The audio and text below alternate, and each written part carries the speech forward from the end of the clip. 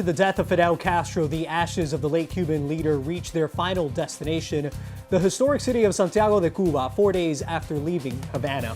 Thousands, as you see right there, have lined the city to welcome the ashes. Services will be held tonight, led by Castro's brother, Raul. Let's go live now to Santiago de Cuba and our own Calvin Hughes for today's events. Calvin? Erica, Carlos, Santiago has been waiting for this moment since that 600-mile caravan began on Wednesday from Havana, carrying the remains and the ashes of Fidel Castro. Began its way from Havana all the way here to Cuba, 600 miles it took. And that caravan arrived here just after high noon today, and people began packing this plaza shortly after that. I want to turn your attention now to some of the fervor that's happening out here in this crowd. Just the way that this has been for most of this afternoon and this evening leading up to the mass rally at 7 o'clock tonight. Multiple generations represented here, the young and the old, Cuba's past and Cuba's future. And if this is anything like Havana, this will be a place that is packed with thousands of people, and what a spectacle it will be, remembering Fidel Castro, who died at the age of 90. Fidel! Fidel! A pro-Castro political rally beginning early in the streets of Santiago. Yo soy Fidel! On the day, mourners lined the streets to see the caravan with the revolutionaries' ashes. Se siente triste por la muerte de... This woman tells me she came out to see the caravan at the request of her 8-year-old son.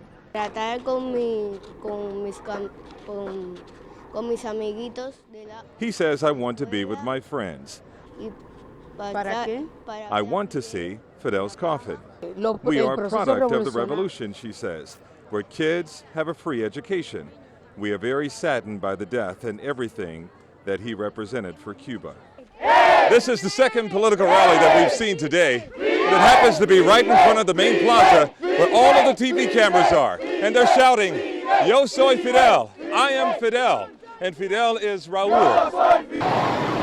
By high noon, Castro's remains had arrived in the southeastern city, known as the cradle of the revolution. 7 vehicles, led by 2 motorcycles. An urn with the ashes of El Comandante inside a cedar wooden box and a glass encasing. 6 decades ago, Santiago marked the beginning of a long controversial chapter in Cuba's history. Now it marks the end of an era, but memories can take time and generations to fade. En Cuba se va a fortalecer. Fidel's work will get stronger, he says. We will keep fighting.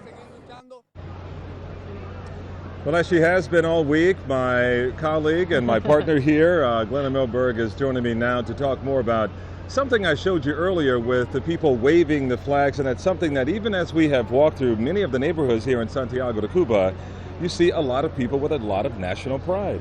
Nationalism here, for the casual observer, even for the professional observer, is very hard to separate from Fidelism. Nationalism and Fidelism is almost one and the same for the past 50-something years. And the people here, some at home might say they're made to be here, they're required to be here, and that is true for some, but not for all we found.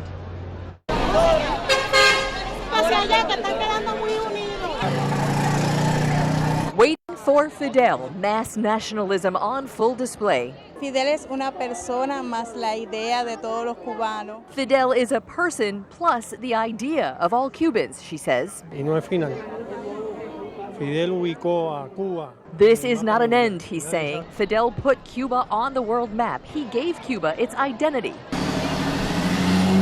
A sea of flags and fervor in the birthplace of Castro's revolution, where Santiagueros waited in sun and sprinkles, united in what appeared to the outside world as passionate patriotism. Young people, the students, wear these uniforms every day of the week. Some of them tell me today they are perfectly happy to wear them on this Saturday. No tiene ningún problema. According to these women, there are no repercussions if someone chooses not to be here for whatever reason, that all are here with their own free wills, free will questioned by Cuban dissidents like the one who spoke with us this week. Realmente lo que aquí se desconoce el concepto de la libertad. In reality, the people here don't know the concept of liberty, said Molina.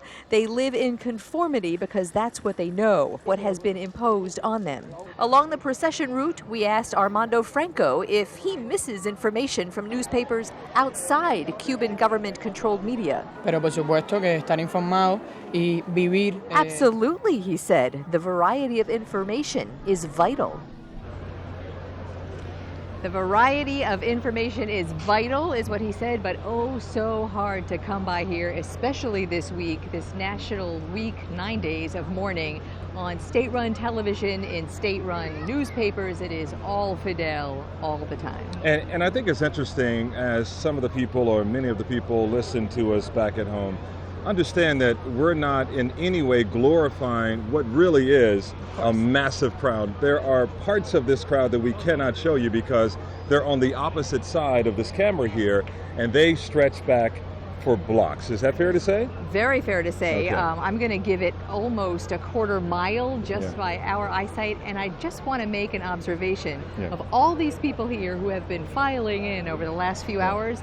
There is no security, no magnetometers, no one checking bags for anybody except the press. Yeah, and in a peaceful crowd, but we understand where we are. But I think I also want to emphasize too that we are asking them, as we have in Havana at the mass rally, were you forced to come here or did you come here voluntarily? The answers are mixed. The answers are mixed, especially with people who are comfortable to speak when you don't have a camera. That's right. I do believe that some of the people we spoke to are very authentically passionate about their country for whatever reason. They want to be part of this communal event. And there are people who, 70-something% of this country works for the government.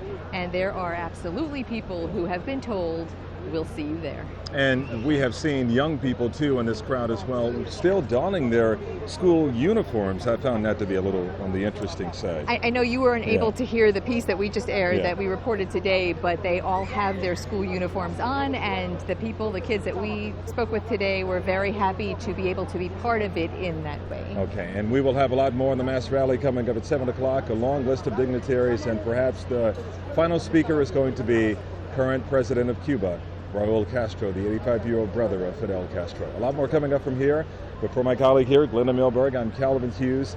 Erica and Carlos will send it back to you. Calvin and Glenna, we will see you tonight after the game.